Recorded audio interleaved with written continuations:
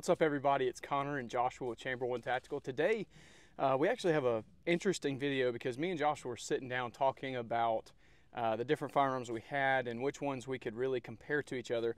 And when we started looking at the new offerings from Canik with their MC9 series, now that they have an MC9L and I believe an XL, we're looking at a very similar situation to what SIG has for their Micro 9. So what we wanted to do today is kind of compare the Caniks that we have in that MC9 series and compare it to what SIG has with their FCU in the P365 series. So let's get into it. All right, so the guns we have on the table today, we've got the Canik MC9, the standard one, which is right here.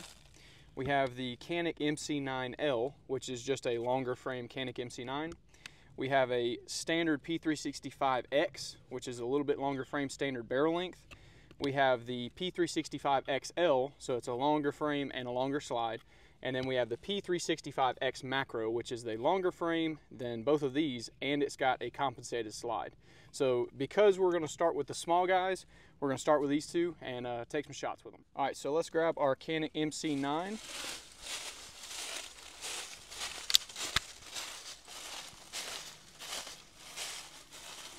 And let's chamber one.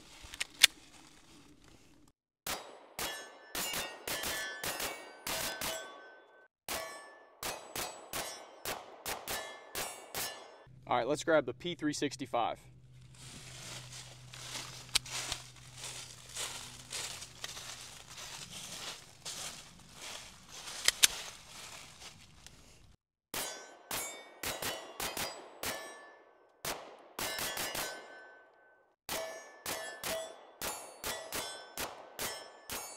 So now we're going to compare the 17 round guns. So with the SIG, obviously the SIG X Macro typically comes with the compensated slide, but to make it fair, we put the XL slide on there so that just because this one's not compensated. So we will discuss compensators later, but to keep it fair for right now, we have the standard slide on the Canik and the XL slide on the SIG X Macro. So we're going to shoot these back to back and see how they feel. All right, so let's start off with this Canik.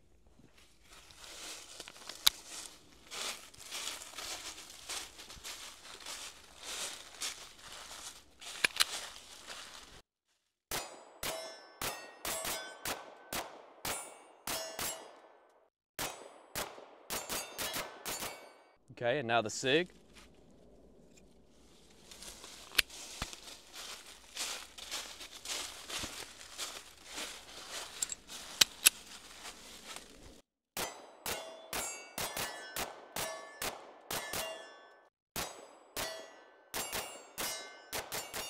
All right, so the last combination that we're going to kind of compare is the Canik MC9L with a micro comp. We did buy a threaded barrel for this gun, so this does have a micro comp on there. So we're going to compare that to the X Macro with a comp slide on it. So we're going to, the whole point is to see, one, is the micro comp going to run reliably, because we already know this P365 X Macro does, but also looking for performance, which one's going to do a little bit better. So let's test them out. All right, let's grab our Canik MC9L first.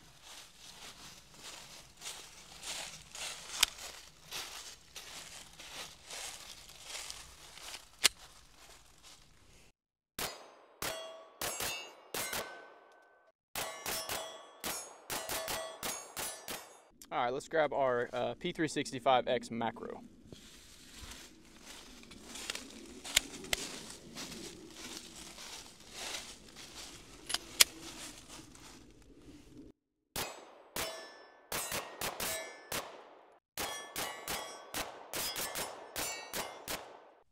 All right, so at this portion of the video, we're going to talk about the main differences between the two classes or series of guns. So for the Canik, obviously you have three different options as of this point. You have the standard Canik MC9, you have the Canik MC9L, which we have with us, and then you also have a Canik MC9LS, which is a long slide. So I did want to correct myself. I said it was XL, it's actually LS. So SIG does have an XL, yeah, which kind of messes up. But so the price range of those guns are around the 400 to 450. Some MSRP on these newer L and LS are at $499, but I highly doubt that's what you're actually going to see them going for out on the market. So you're around that 4 to 450 is what I would assume they're going to be. Yeah. Tell us about the SIGs. Yeah, so the SIG, they have, I guess, 4 different main options. You have the original SIG 365, which is the short slide, 10-round mag. Then they have the X, which is the 12-round grip, same size slide as the original. Then they have the XL, which is a longer slide, 12-round grip. And then they have the X Macro, which is the 17-round grip and the same size slide as the XL. So and of course, compensated. Real quick, I'm going to run through the mag count because with the Canik, between the 3, there's only 2 different mag sizes. So with the standard MC9, it is 10 or a 12-round standard mag. And then I think you can get the extension that comes with an extended. Correct. That is what? Is it 15? Okay. Yep. And then the Canik MC9L has 17-round mags, and it comes with 2 of those. So you are packing a lot of rounds in a gun, in a small gun.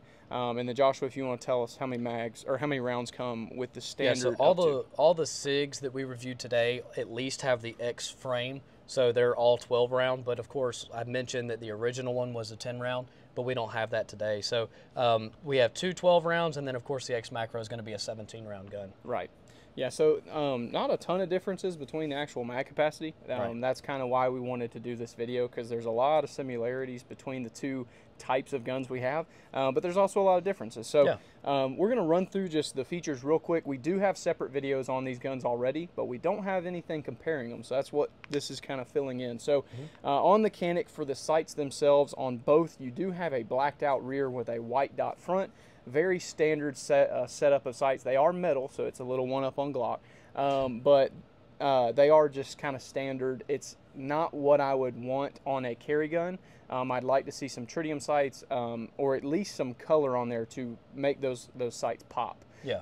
So you know, obviously these are more budget-driven guns than the P365s, but I would like to have seen a little bit better sight system. Yeah. So, and one thing to note, which I actually do appreciate with the Caniks, is that you get to keep your rear sight when you mount an optic on there. Correct. Now, if you look at these 2, so these 2 SIGs that we have are older models, and they are the X and the XL, and you actually lost your rear sight with these. But I did notice with our X Macro frame, the plates right here, you get to keep your rear sight. So I don't know if they do that for the X and the XL or just the X Macro now, but maybe they just updated all their slides. But it looks like you can keep your rear sight on that one. So I thought that was something to note. Yeah. Maybe SIG's done that for all 365s, or maybe it's just the X Macro, but that is definitely a plus. And then of course the the SIGs, they have 3-dot tritium sights, and the front one is going to be green, which is one of my favorite sight setups because they're night sights, they're good for carry, but also the rear is blacked out, and that front sight is the most important sight, and it's brighter and stands out compared to all the others. So I really like the SIG sights on those. Yep. Moving on to the actual grips of the firearms, you do I know on the Canik MC9L we do have these traction grips on here, so and they are available on Amazon and on his website. His website's going to have a lot more variety to be able to go and actually personally choose what you want. So check out tractiongrips.com. But the texturing, I'm going to use the MC9L standard to show off the texturing. The texturing on here is actually pretty aggressive. It doesn't look like it, but once you actually start feeling on it and go out and shoot, it's a very good texture for the gun. And then on the L, you get even more of that great texture, which is why I liked it so much. And it really does help you kind of wrench down, like I said, on the gun, and helps you shoot better with it. And then for the features, I've always liked the Canik slide stop slide release. It's full ambi. They're very large, but they don't really stick off of the gun much. So there's plenty of it to get a hold of, but it's not a ton sticking out of the gun where it's going to cause you to either lock the slide open or keep it from locking back on the last round. Yeah. So I really like the features on the gun. It's very minimalistic in my opinion, but it works well. What do you think? What do you think about SIG? Talking about grip, if you want to talk about or pick up that Canik right there, you can kind of see just the geometry difference on the back strap, right? So these are very straight, and then that one's got like a little hump right there. Right. And so this one, the SIGs, which I know we have these Wilson Combat frames on there, which are phenomenal. They got a ton of extra stippling, but we also do have, the stock SIG grip on this X Macro right here. And I would say it's about the same texture as the Canik. Right. You know, nothing different there. It's just the geometry is completely different. And I prefer the geometry on these, if I'm being honest with you. And they almost fixed that with this one, with the Canik, what is that, the L? And it actually elongates the grip a little bit so that there's not as much of a hump like there is on just the standard MC9. And so that's why I kind of like that grip just a little bit better. It's a little bit more comfortable, and you notice it in recoil. There's not a hot spot in your hand, which of course you don't get that at all with the SIGs. Right. Just something to note there. Well, and I will say, you know, I guess we can move on to another segment for it. Yeah. Getting into the aftermarket world, because SIG has really just opened up the aftermarket world for handguns. Starting off with the P320 was a big deal when you know, now for the P320 FCU, you can just about make whatever kind of gun you want with it. I mean, it's crazy.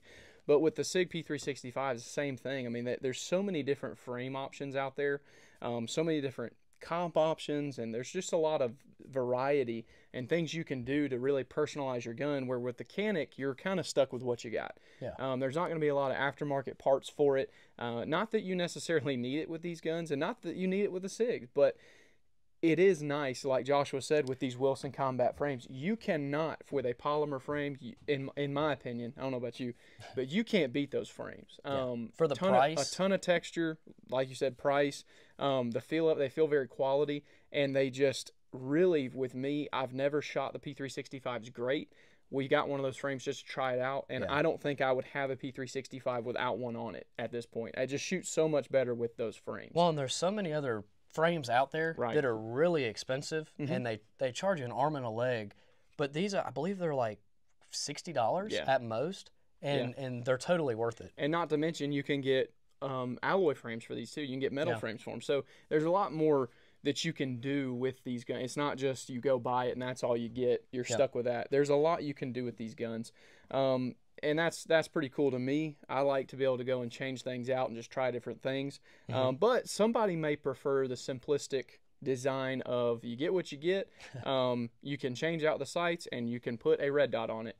And that's pretty much what you're going to do with it. So there's good things on both ends, but I do prefer the versatility and the variety of options with the P365 series. So Joshua, you know, it kind of gets down to one of the biggest things between these two guns, which is the trigger.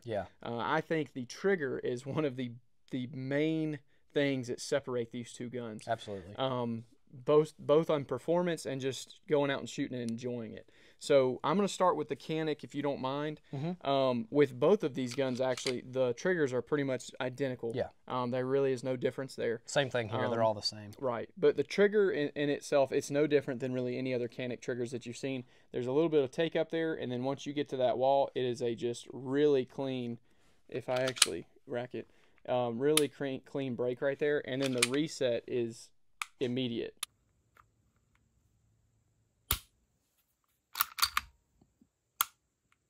And it's just right back in it. And the weight is, I would say, what, 4 pounds? 4 to 4.5. It seems lighter than most triggers. The trigger shoe, I know we don't actually talk about the trigger shoe much, but the trigger shoe on this gun is very comfortable. It's not really sharp. The curvature to it doesn't bother me at all. The trigger safety isn't uncomfortable. Yeah, I mean, it doesn't pinch your finger, which, you know, things you can get over, but also things that can bug you. So all in all, the trigger on the Caniks is just comfortable to shoot, and it performs very well. What do you have to say about the SIG? Yeah, so the SIG, I mean, everybody pretty much knows this already. That trigger's way better than this one. You know, I can show you this one right here. So it comes to about a wall, I guess you could say, but then there's still a lot of mush behind it, and then it finally breaks. The reset, it actually isn't bad. It pushes your finger forward. It's relatively short, but again, it's just a little bit of a mushy trigger, but it's never been a trigger that bothered me.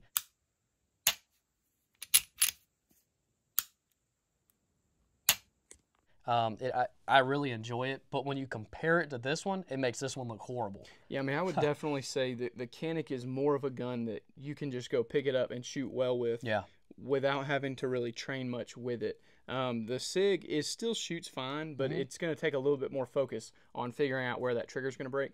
And my problem with it is it's almost like you don't know when the trigger's going to break. You're just pulling through the mush until it breaks. And I don't really love that. It's just got a little too much mush for me. Yeah. But Joshua shoots the guns very well. Always been impressed with how well he shoots the guns. I shoot them okay, like I said, when I've got that specific grip on there.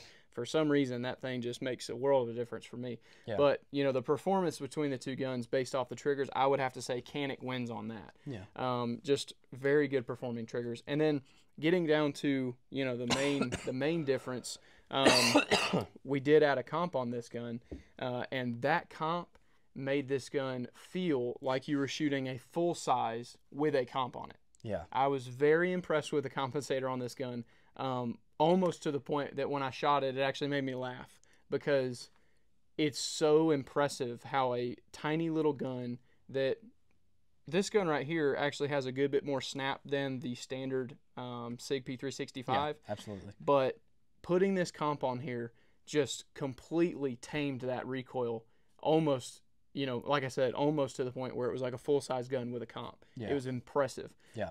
So, yeah, you had to pay an extra $200, around about $200 to add that barrel and compensator. Mm-hmm.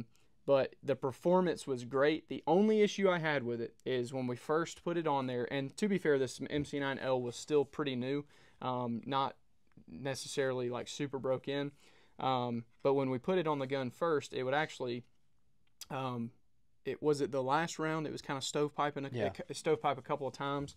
So we did have a couple issues with it within the first, 100 rounds that we shot with the comp on it.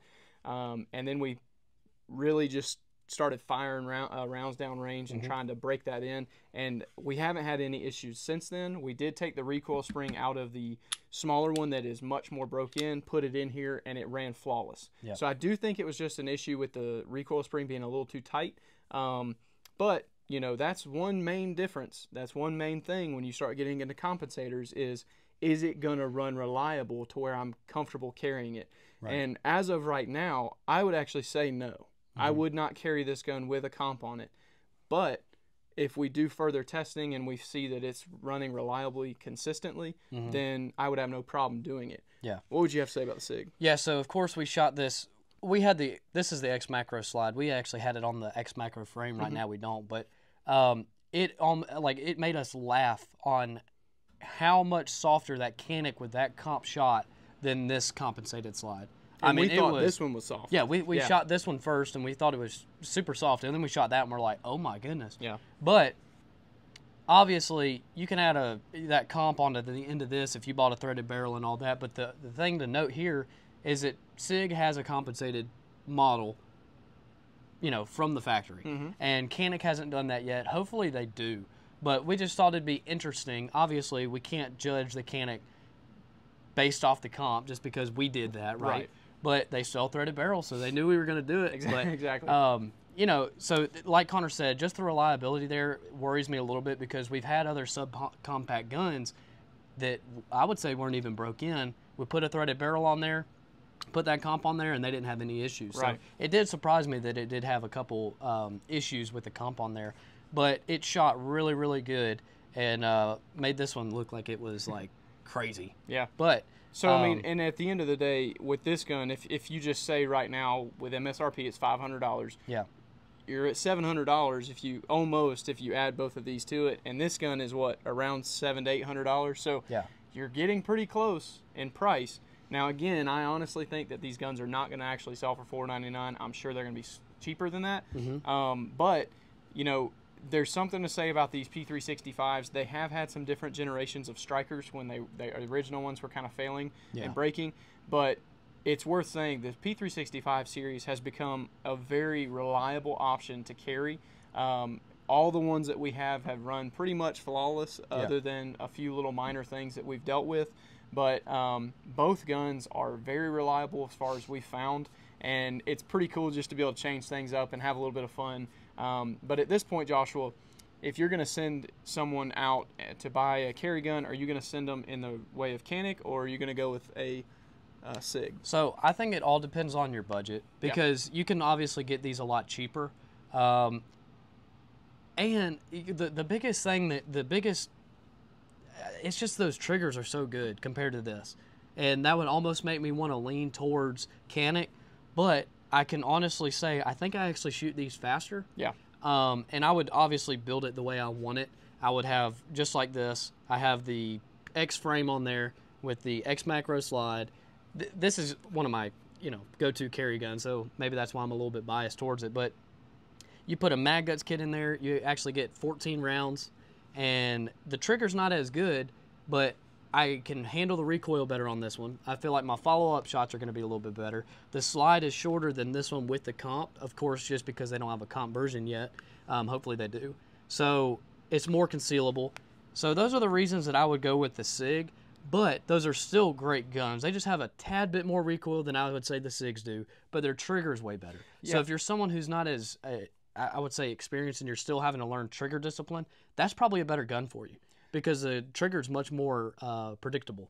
Yeah, I would actually say, if I was going on the ultra subcompact, which would be the standard SIG versus the standard MC9, I would probably still go with the SIG P365, even though I like the Canik so much. It's just the difference of you have more options, like I said. If you wanted to try out different things in the future, you have that option. Yeah. Now, when you start getting up into the little bit larger ones, I then would transition into the Canik. I really like this Canik MC9L. I like the recoil impulse it gives off. I like, even though the sights are very standard, I do like the sight picture. They're just a tad bit taller, seems like, than the SIG. The SIG are very low profile. And I just like how cheap the gun is. It's cheap but not cheap. It's the value of it is not super high, but it's a good shooting gun. It's quality, and I enjoy shooting them. So, if you're going with a pocket gun almost, then I would probably point you to SIG. But if you want a gun around that MC9L or P365X macro size, I actually prefer the Canik. But this is just our opinion, guys, based off of what we found through shooting these guns. So if you have any questions about anything, let us know down in the comment section, and make sure you guys like, share, and subscribe. And always remember to chamber one.